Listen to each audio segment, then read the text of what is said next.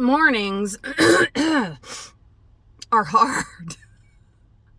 Hello there, welcome or welcome back. My name is Julie and this is my journal. We are back to school. Woohoo! The kids are back to school. Yay! Mornings are hard. It will get easier, obviously. We will get used to it. This, a thing that we are fortunate enough to go through every year, and it's wonderful. I have 3 kids in 3 different schools. One is even in a different town. I did actually get some sleep last night. The night before, I did not. I was so nervous. Many of you know my oldest is home and going to school again after getting lots of fabulous care.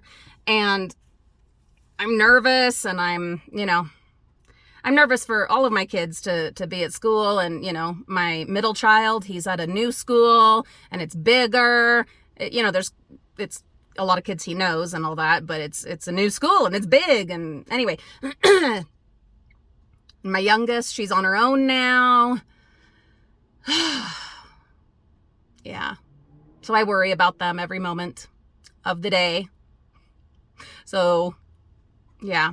I did get some sleep last night, but not the night before. I was really worried, really nervous, Anyway. We are just over a week and 2 days out from my surgery where I had my ovaries removed. They were the last of my reproductive bits and pieces that I had left. They took those out. They scraped out loads of scar tissue from previous surgeries and loads of endometriosis that I had never been diagnosed with. So I am still in pain, but it's so much better than it was. Oh, so much better than it was. I've been off of the big pain meds for many days, and feeling pretty good. My digestive system's pretty much back on track. We're back to getting into the bathroom almost first thing every morning. Luckily not first thing because I got to get the kids to school, but we're kind of back on track there as long as I'm, having my fiber drink and whatever. I did find that the last 2 days, I've needed to start taking the Bentyl again. I didn't need it that I can think of. Until then, of course, I had been on the Percocet and things were still kind of waking back up. I haven't had to take it 3 times a day. I did have to take it this morning, so we'll kind of see how today goes, and then, I'll report on that. But yeah, I have felt kind of the need to have it. We'll see how it goes. I think we knew that the surgery would help a whole hell of a lot, but to have counted on it to fix everything, I don't think is really what we were doing, and anyway, that wouldn't be realistic, because there's definitely like an IBS type component, but with the endometriosis, the hormones, and the scar tissue, my organs were being grown together. They were stuck together. And your organs are not meant to be stuck together. They're meant to be loose and, their own pieces and bits. And so anytime I was having, bowel movements or hormones released during my cycle, whatever, that was very, you guys know, if you've been with me any amount of time, it was horrifically painful for me. And I mean, just imagine stuff that's supposed to be free to move on it, in its own space, being stuck to other things. That's not good.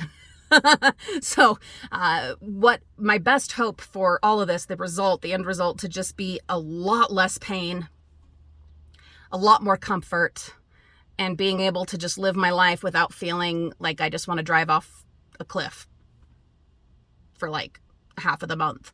So, I think we will accomplish that. One thing that really sucks about not being on the Percocet anymore is that I can feel my foot again. Yes, that goddamn foot that I twisted, sprained, gloriously ripped pieces of bone off of my foot. Yeah, flakes and chips of bone literally off the surface of my foot when I rolled it.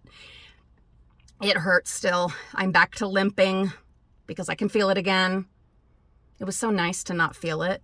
I don't need to be high. I'm not into that. I do not like losing control of my, senses. I'm not for that. That's not for me. What I did like was just the absence of pain. And for someone who lives with chronic, ridiculous pain for myriad reasons, just being free of pain is a million times better than the best high you could ever get, because it just not having pain. God, that's a wonderful, beautiful thing. Yeah. But anyway, we're back to my foot hurting and me having to listen to it. I am walking though. Gotta keep, get good movement. I'm not overdoing it by any stretch, but I am gardening again, being careful about that. I still can't do any lifting, carrying, not supposed to do much bending, twisting for at least several more days. And then even from there, got to take it easy, be careful. Don't want to mess up any of my, incisions or any of the stuff they did inside. Definitely don't want to do that. I can tell when I'm overdoing it because I get really nauseated and feel like I'm going to throw up. So I'll be careful. But yeah, I've been getting outside again and it's been wonderful. Today is going to be excruciatingly hot. It's going to be the warm before the storm. Then tomorrow it's going to cool down by like 20 degrees and be rainy, and it's going to be fall for like 3 days, and then it's going to warm up again, and I'm going to enjoy the 3 beautiful days, or however many there end up being. But today will be very hot, so I'm going to enjoy a little bit of time in the garden this morning out front, a little bit of time in the garden out back tonight. But other than that, I'm staying in the house because we have central air. And there ain't no good reason to be outside any more than I absolutely have to. Well, I do have to take my daughter to an appointment today, and I do have to run a couple of errands this afternoon, unfortunately, in the heat of the day. But other than that, I'll be enjoying the air conditioning, hopefully with my kitty cat. I was kind of frustrated yesterday. I really needed her. And she was out on maneuvers, she was out gallivanting and doing whatever she does during the day. And I called for her. It was kind of pathetic, to be honest. It was pretty pathetic. I'm not ashamed, but a little bit embarrassed. I called for her. The neighbors, anyone that was home, must have been like, "Oh, Julie, just leave that cat alone. You can be okay on your own." I called for her at the front door at least 3 different times and at the back door at least twice. Yeah. And she didn't show up till I came home with the kids. I could be honest, that kind of hurt.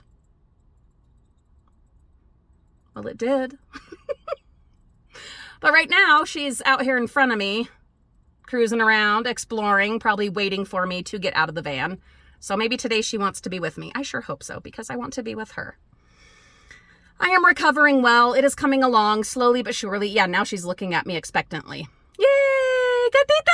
Kitty! Oh, kitty! Hi, honey. Ooh. Psst, psst, psst, psst.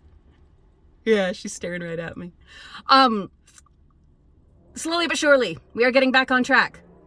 We are coming back to life. Things are happening. Kids are back in school. I am back to limping, but eventually that foot will get better. Here's the thing. If I'm still limping, 2 weeks from now, I'm going back to the doctor. This is ridiculous. Okay. This is ridiculous. I sprained it at the beginning of the summer. Yeah. Now, granted, I didn't get put into a boot right away, and so that was a problem. It was at least 2 weeks before I was in the boot, and I know that slowed things down, but still, this is nonsense.